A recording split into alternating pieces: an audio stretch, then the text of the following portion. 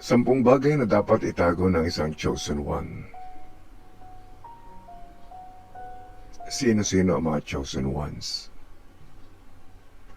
May mga tao na hindi ordinaryo.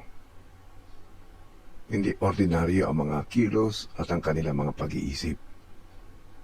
Sila ay tahimik, pero malalim.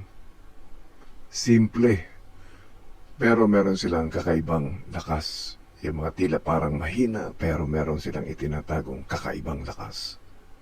Hindi sila maingay, hindi sila mahilig sa kalayawan. At ramdam mo, may kakaiba sa kanila. Parang weirdo ang dating. Ikaw ba ay isa sa mga tinatawag na chosen ones?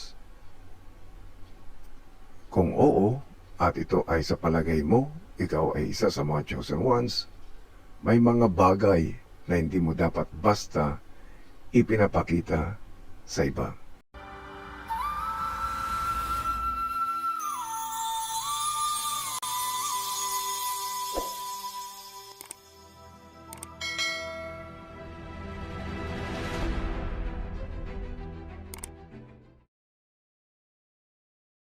Sa video natin ay ibibigay ko ang top 10 na mga bagay na dapat itago ng isang chosen ones.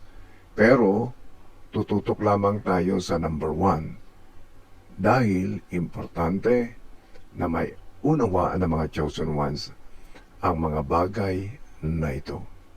Paano nga ba malalaman kung ikaw ay chosen ones? Paano makukumpirma? Ano yung mga palatandaan na ikaw ay chosen ones?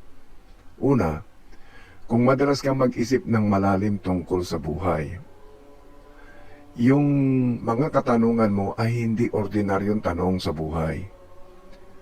Yung mga bagay na hindi mo nakukuha ang sagot sa mga tao na pagtatanungan mo. Merong something beyond sa buhay na nakikita mo.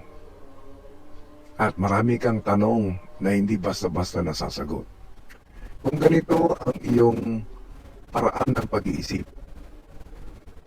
ikaw ay maaaring isang chosen one.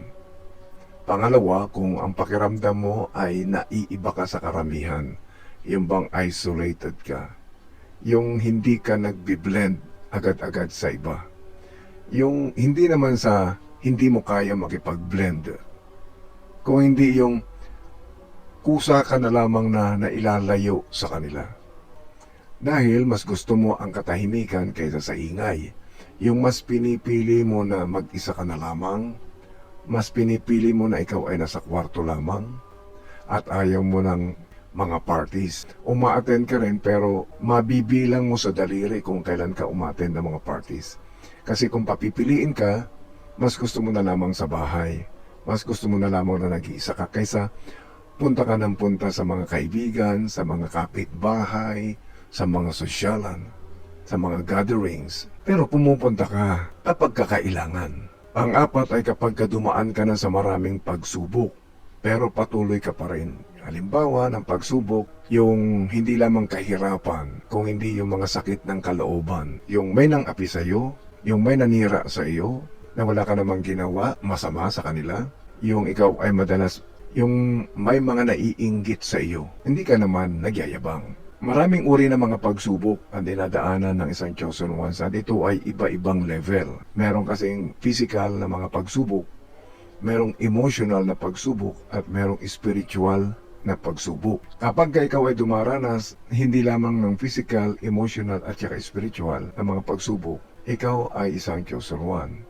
At kung ikaw ay merong malakas na intuition o pakiramdam, intuition hindi lamang nararamdaman mo ang mga espiritu o mga kaluluwa, kung hindi nararamdaman mo rin kapag ka ang isang tao ay nagsisinungaling o may itinatago o merong isang kakaiba o may merong mali. At maging sa pakiramdam ng tao, physical nararamdaman mo na may sakit ang isang tao kahit hindi naman niya sinasabi o kahit healthy looking naman siya.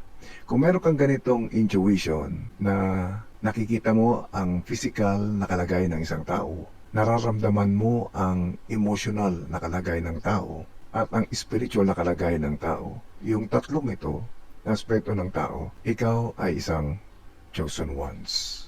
Ngayon kung ikaw isang chosen ones, para sa iyo ang video natin na ito. Ito yung 10 bagay na dapat itago ng mga chosen ones. Papakita ko lang ang 10 mga bagay na ito, basahin ng iyong mata at magfo-focus tayo sa una. Ito yung ating mission sa video natin ngayon. Ito yung 10 mga bagay.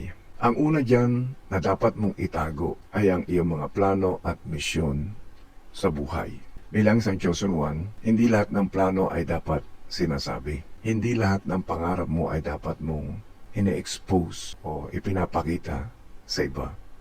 Bilang isang chosen one, ang iyong direksyon sa buhay ay hindi para sa lahat. Marami kang plano, marami kang iniisip na mga mabubuti, lalo na sa humanity, lalo na sa mga mahal mo sa buhay, sa mga kaibigan. Marami kang mga gustong gawin, hindi lamang para sa sarili mo. Ang mga bagay na ito ay dapat mong itinatago. Bakit dapat itago ang mga plano na ito? Una, dahil hindi lahat ng tao ay magiging masaya para sa iyo. Sa paligid ng isang chosen ones, maraming taong maiinggit sa iyo. Kaiinggitan ka, maraming magdududa sa iyo. At kung nakikita na nila na ikaw ay papunta na doon sa plano mo o nagkakaroon na ng katuparan ang plano mo, hihilahin ka nila pababa. Hindi lahat ng nakikinig sa iyo ay susuporta sa iyo.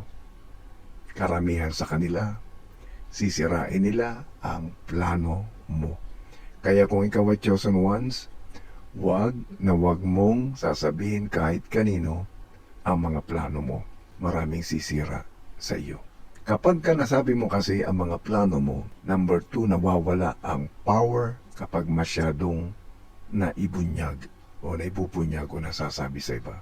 O kapag ka lagi mong sinasabi ang mga plano mo, nawawalan ka na ng focus o nababawasan na ang focus mo sa plano na ito. At mapapansin mo, bigla ka nawawalan ng gana. Nawawalan ka na ng drive. Parang tinatamad ka na para isakatuparan yung plano mo. Tandaan mo na mas malakas ang kilos kaysa sa salita. Kaya bawasan mo ang pagsasalita ng tungkol sa plano mo.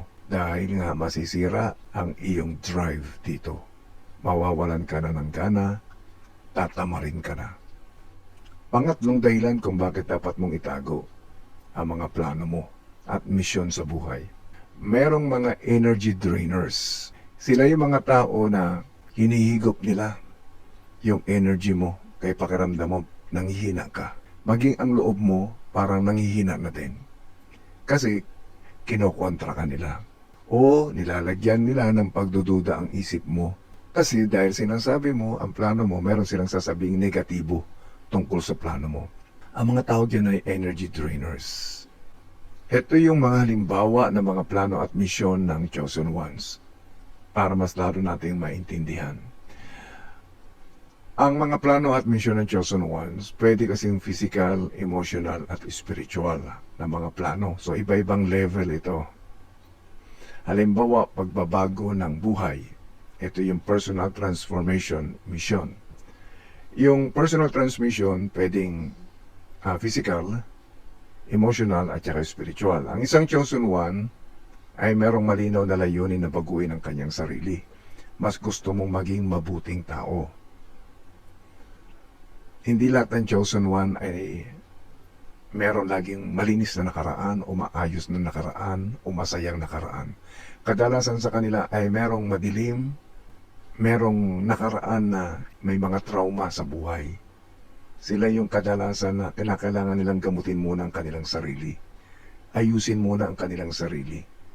Ang transformation, mission ng isang chosen ones ay dapat maitago dahil ang chosen ones ay laging naghahangad ng pagbabago patungo sa mas mataas na antas ng disiplina, mas disiplinado, mas mataas ang pananampalataya at mas marunong.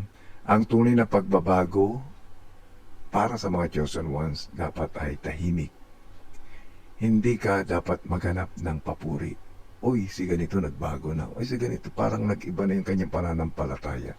Si ano kakaiba na siya ngayon? Hindi mo kinakailangang ipakita o sabihin sa kanila na ikaw ay nag-aaral tungkol sa Biblia, tungkol sa ibang mga aklat, at kung paano mo dinidisiplina ang iyong sarili sa pamamagitan ng pag-aayuno o pagpa-fasting. Kapag masyado mong ibinahagi ang mga bagay na ito, yung mga personal transformation mission mo, maaaring maapektuhan ka dahil sa mga pagdududa, dahil sa mga opinyon ng iba. At ito yung mga humahadlang sa iyong progreso. Yung mga plano mo tungkol sa pagtulong at paggabay sa iba. Ito naman yung purpose to influence or guide. Ito yung hangarin mo para makatulong sa iba. Ang mga chosen ones, kadalasan ay mayroong mga misyon na tumulong. Pakiramdam mo kasi gusto mong tumulong o dinadala ka sa mga sitwasyon na dapat kang tumulong. May humahatak sa'yo lagi dyan. Kung hindi man tumulong, magturo, mag-share ng iyong knowledge, mag-share ng iyong experiences, o yung magbigay liwanag sa ibang tao. Dahil mga chosen ones ay kusa na lamang talagang na-attract dyan o talagang dinadala sila ng pagkakataon sa mga ganon, mga charitable institutions, charitable works, charitable events. Hindi mo dapat sabihin o i-broadcast na kami ay pupunta sa ganito, ako ay tutulong sa ganito, ako ay magvo-volunteer sa ganito. Hindi mo dapat sabihin yung mga plano at paggabay mo. Kailangang panatilihin mo na tahimik ka sa iyong mga ginagawa na pagtulong at paggabay sa iba. Ang chosen ones ay hindi ginagawa ang mga bagay na iyon. Mga plano mo sa pag-angat sa buhay at pagputol ng negativity. Sa bawat pamilya ng chosen ones, meron talagang chain. May mga generational cycles na negative. Ito yung parang ang malas ng pamilya na ito. O meron sa pamilya nyo na may sakit, na pabalik-balik siya sa bawat generation. Merong takbo sa pamilya ng chosen ones na kakaiba.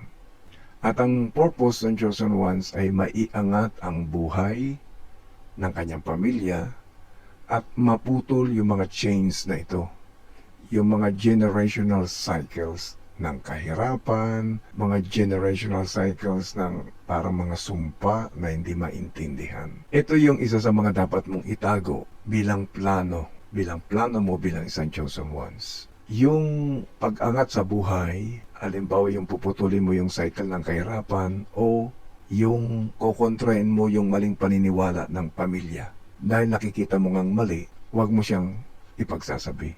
Gawin mo siya ng tahimik. Nang di mo kinakailangan sabihin sa pamilya mo na kailangan na nating baguhin ang ganitong maling paniniwala natin para hindi na tayo maghirap, para hindi na madugtungan ang sumpa sa pamilya. Itago mo ang mga plano na ito. Huwag mo siyang ipagsasabi. Kahit sa pinakamalapit mong kaibigan, sapagkat maging ang pamilya natin na pinakamalapit sa atin, sila yung unang kumukontra o hindi naniniwala.